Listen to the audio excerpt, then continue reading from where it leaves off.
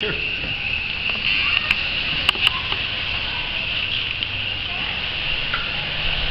You gonna record this? Yeah. So my name is Mike Pankowski. I'm the news editor with Ke Kalahea, which is the student newspaper here at the university. Great. And through Mr. Dominguez here, I've heard a little bit about the chemtrails, and so that was extremely informative to get the pieces to the puzzle that allows you to make the connection with what's going on out there. So personally, a lot of the questions I jotted down beforehand and things I had read were answered in the video and by you in the question and answer forum. So I'm more curious, honestly, about your background and your credentials. The journalism thing fascinates me, obviously. So how long have you been doing that? A couple of years. Yeah. I have a degree in sociology. I went to Arizona State. So, and then I have a history in public service.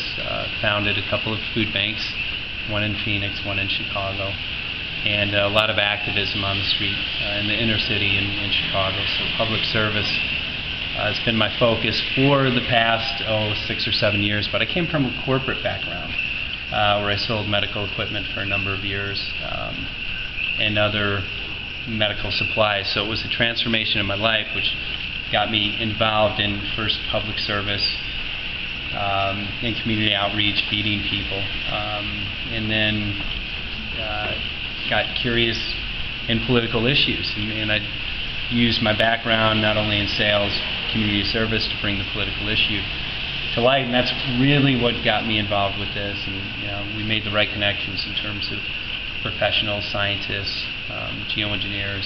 Everything kind of fell into place, and we were able to get the right data and the right documentation to produce this. This is just a personal opinion of mine, the way I viewed the video. I was curious if you feel the same way, and that's perhaps why the sequel and the third one will be coming out.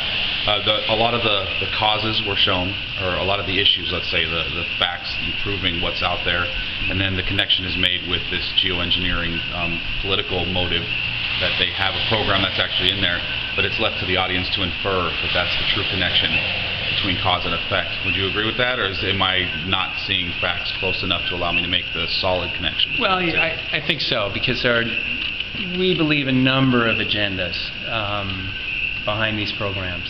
So with that being said, in the first film we didn't want to touch too heavily on that, because again, for each agenda there's probably a full feature film for it. So we did want to suggest, so that, as you stated, people started thinking, and looking into this. And that was my hope for the film, that people would really look into this and start researching and essentially join us and help us out. It's a new issue to many people, such as yourself, and the greatest thing I think that we can do is get people involved, get people looking into this with themselves. And one of the problems that I think we have had as a society is many people become dependent on, whether it's ABC, CBS, a certain news source for information. Through that, we've had a tremendous amount of corruption within the press, and I really encourage people to look into things for themselves. And when we do that, we can be self-empowered and not disempowered by corporations or by any political agenda, and I think that's important. So as far as getting people involved, you've obviously doing the screenings for your movie. Is this the only one you've done on the Big Island? Are there other ones that you've held statewide? I guess I'm trying to get the general history on how you do the screenings for your video and that. Sure. Well, we've done a lot on Maui. This is my second screening. We actually had a screening here in the same room about 10 months ago.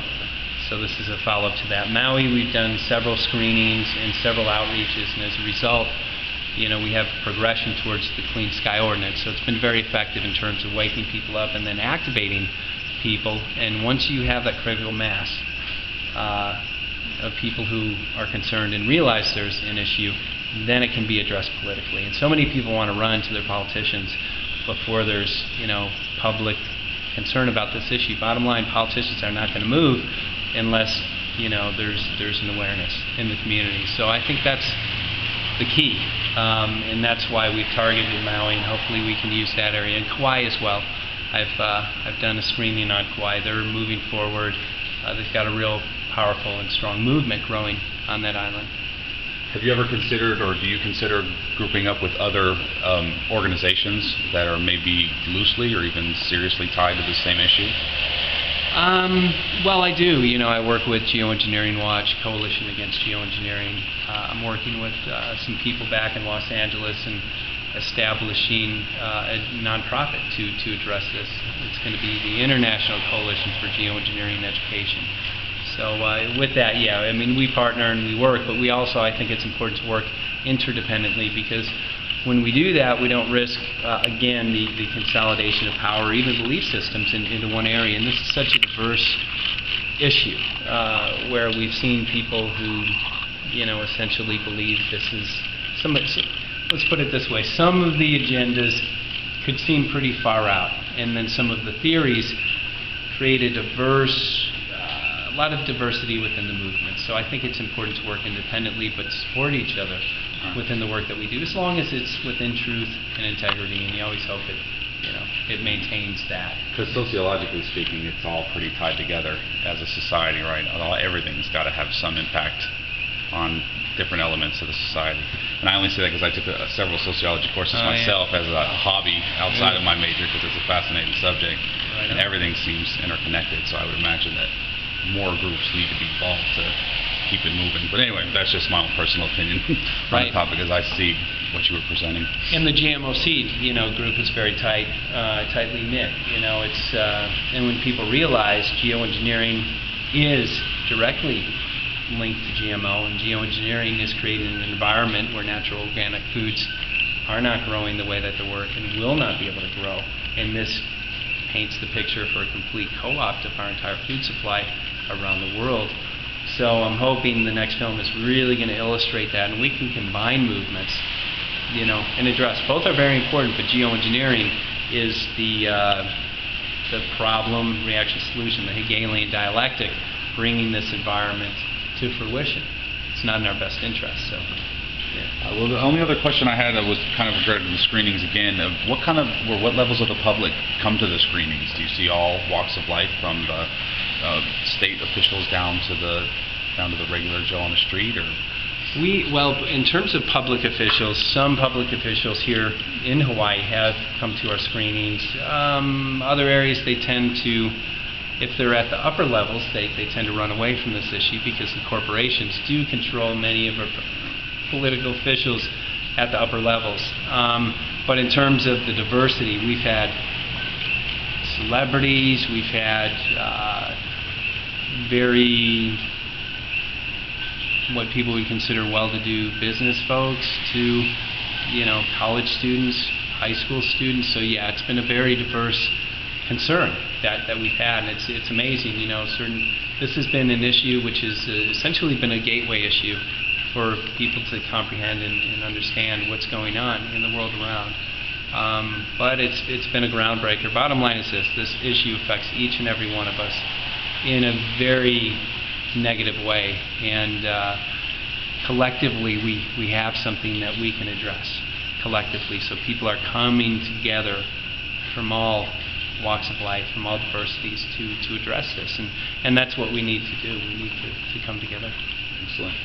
Just one more question, and that is, to the university constituency that I write for here and the local community, what would you say to the students and the faculty and staff here that has a strategic plan that specifically says that the fact that we have a living laboratory outside of the campus means that we should be able to take advantage of that as a strategy to teach the students and get them the credentials they're looking for through the university? How would you give a message to them, I guess, based on that mission statement that they follow? Right. Well, I think again, it's incumbent upon us to address this issue. And many people who don't watch the film, or before they watch the film, like myself, do not believe this is going on.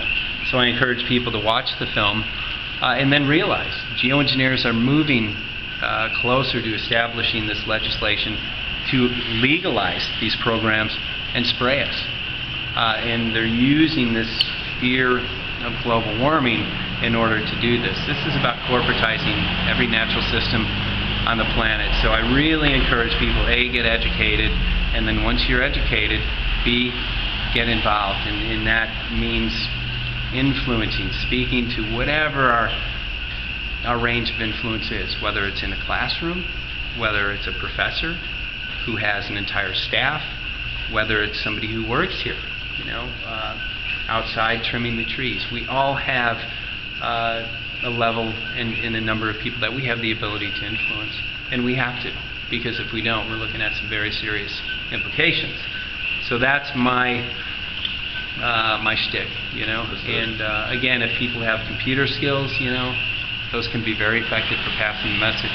But bottom line is this: geoengineers are moving to legislation to legalize this, and very few people are aware of it. Okay. Well, thank you very much. Thanks, man. Mr. Thanks, Murphy, Mike. I appreciate the help. You can call me Mike. Okay. Well, thanks, Mike. No worries.